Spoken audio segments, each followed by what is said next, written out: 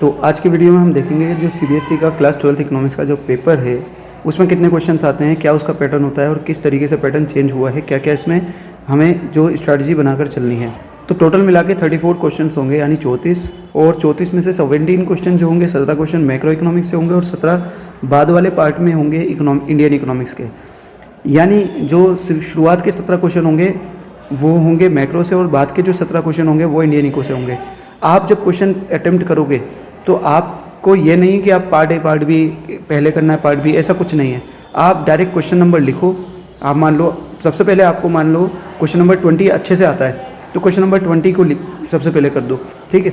अब इसमें देखो एक और चीज़ है कि जो 17 क्वेश्चन होंगे 17 में शुरू के 10 क्वेश्चन कैसे होंगे, 1 नंबर के होंगे।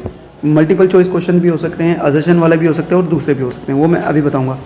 फिर इसमें 11, 12 और जो 11 नंबर 12 जो 2 क्वेश्चन होंगे वो होंगे 3 मार्क्स के, 3 मार्क्स के, और 13, 14 और 15 ये होंगे 4 मार्क्स के, और फिर 16 और 17 ये होंगे 6 मार्क्स के। अब देखो इसके बाद क्वेश्चन नंबर स्टार्ट होता है 18 से लगभग 27 तक चलेंगे 1 मार्क्स के, और 28, 29 ये चलेंगे 3 मार्क्स के। इसके बाद 30, 31 और 32 ये होंगे 4 मार्क्स के, ठीक। इसके बाद 33 और 34 होंगे 6 मार्क्स के। अब ये तो हमें क्लियर हो गया। अब देखो क्वेश्चन में इसमें समझने वाली चीज़ ये है, एक बार सीबीएसई का सैम्पल पेपर देखो ये सीबीएसई का सैम्पल पेपर है। आपको इसमें सारी चीज़ें दे रखी हैं और सबसे पहले आपको देखो यहाँ पर ये है, इसमें कुछ चीज़ें बता रखी हैं। वो कह रहे हैं कि भाई इसमें हम केस बेस्ड क्वेश्चंस भी देंगे जो कि 7 से 10, यहाँ पर देखो 7 से 10, 7, 8, 9, 10 यानी 4 क्वेश्चंस जो होंगे आपके वो इसमें से होंगे। और दूसरे वाले जो 25 से 27 है, 25, 26, 27 इंडियन इकोनॉमी में 3 क्वेश्चन जो है केस बेस होंगे। केस बेस का मतलब होता है एक पैराग्राफ हो। अब देखो इसमें आपको पहला क्वेश्चन दे रखा है, मल्टीपल चॉइस वाला दे रखा है, फिर दूसरा है और इसमें है ना क्या आपको एक चॉइस भी मिलेगी। देखो अब दूसरा, तीसरा, चौथा, पाँचवा, छठा। अब देखो 7वें में आपको एक पैराग्राफ दे रखा है। आपको हमेशा देखो जब आपको क्वेश्चन पेपर मिलता है और आंसर शीट बाद में मिलती है, तो जब आपको क्वेश्चन पेपर मिलेगा 10-15 मिनट आपको क्वेश्चन पेपर पढ़ने के होते हैं, तो आप पूरा क्वेश्चन पेपर पढ़ो, 34 के 34 क्वेश्चन पढ़ो। लेकिन इसमें साथ साथ आप क्या करो, ये जो आपको अनसीन पैसेज टाइप दे रखा है, अब आपको एक अनसीन पैसेज टाइप दे रखा होगा, इस पैसेज को आपको 2 बार पढ़ना है। कितनी बार? 2 बार पढ़ना है। और साथ साथ इसके क्वेश्चंस भी पढ़ने हैं। जैसे मान लो ये पैराग्राफ दे रखा है आपको और उसके बेस पर क्वेश्चंस दे रखे हैं, तो आपको ये क्वेश्चंस भी पढ़ने हैं। तो आपको ये जो क्वेश्चंस के आंसर है इस पैसेज में से ही मिलेंगे, ठीक है। आपको अपने पास से इससे आंसर नहीं लिखने या समझने, इसमें ही क्वेश्चन का आंसर दे रखा है पैसेज में। और आगे देखेंगे हम, ये देखो। तो इसके बाद हम चलेंगे 11, 12 या 3 नंबर के। अब हम चलते हैं पार्ट बी इंडियन इको की तरफ। इसमें भी एक पैराग्राफ आपको दे रखा है, ये देखो, ये तो अजर्शन वाला है, ये पैराग्राफ यहाँ से दे रखा है, ये रहा पैसेज दे रखा है पूरा पैराग्राफ। इस पैराग्राफ को पढ़ो, 2 बार पढ़ना है। पहले एक बार पढ़ो, फिर क्वेश्चंस पढ़ो, फिर दूसरी बार पढ़ो और क्वेश्चंस पढ़ो, आपको आंसर मिल जाएगा, ठीक है। ठीक है, अब अगली चीज़, यानी 3, 4, 7, 8 नंबर तो आपके इसी के हो गए, 4 उधर 3 इधर, 7 नंबर इधर के हो गए। दूसरा, अब ये कुछ नए तरह के क्वेश्चंस आने लगे हैं, इन्हें बोलते हैं हम assertion reason questions. Assertion reason question कौन से होते हैं? देखो एक बार ये होते हैं, देखो अजर्शन रीजन वाले जो क्वेश्चन होते हैं उसमें आपको एक स्टेटमेंट दे रखी होती है, आपको बताना होता है कि ये स्टेटमेंट ट्रू है कि फॉल्स है।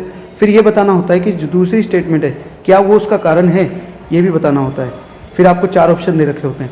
इन क्वेश्चन को करने का तरीका क्या है वो एक बार आपको बता देते। मान लो आपको क्या दे रखी है, एक स्टेटमेंट दे रखी है ए, और ये ए स्टेटमेंट में लिखा हुआ है कि भाई ग्रीन रेवोल्यूशन की वजह से प्रोडक्शन में तेज़ी से वृद्धि हुई, प्रोडक्शन में तेज़ी से वृद्धि हुई, बहुत तेज़ी से, ये लिखा हुआ है। और आर, जो इसका आर दे रखा होगा उसको आपको ऐसे पढ़ना है, क्योंकि, क्या बोल के पढ़ना है आपको? क्योंकि, खुद बोलना है अपनी तरफ से। अब आर जो स्टेटमेंट दे रखी है वो दे रखी है क्योंकि ग्रीन रेवोल्यूशन में HYV सीड्स और केमिकल फर्टिलाइज़र यूज़ हुए थे, ठीक है। तो अब देखो आपके पास 4 ऑप्शन दे रखे होंगे, A, B, C और D। ए ऑप्शन होगा कि जो ए स्टेटमेंट है ये ट्रू है, ए स्टेटमेंट जो है वो क्या है?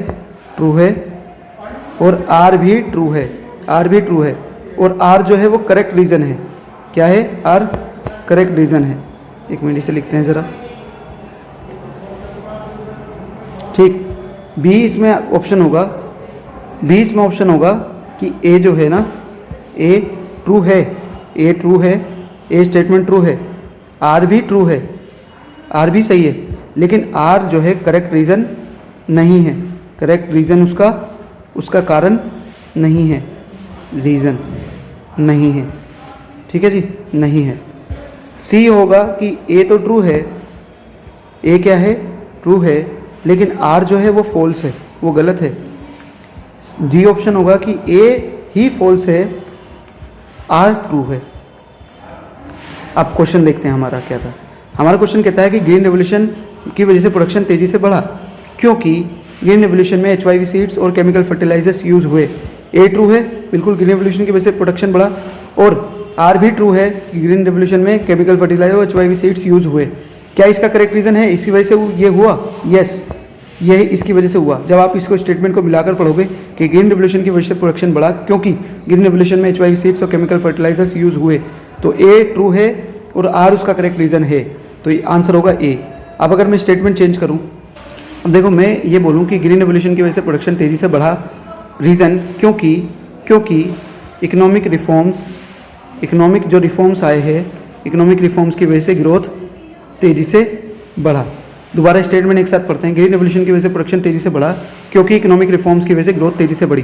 क्या ये कोई मैच हो रहा है आपस में? नहीं, लेकिन दोनों स्टेटमेंट ट्रू है। ये भी ट्रू है कि ग्रीन रेवोल्यूशन की वजह से प्रोडक्शन तेज़ी से बढ़ा और इकोनॉमिक रिफॉर्म्स की वजह से ग्रोथ बढ़ी, ये भी ट्रू है।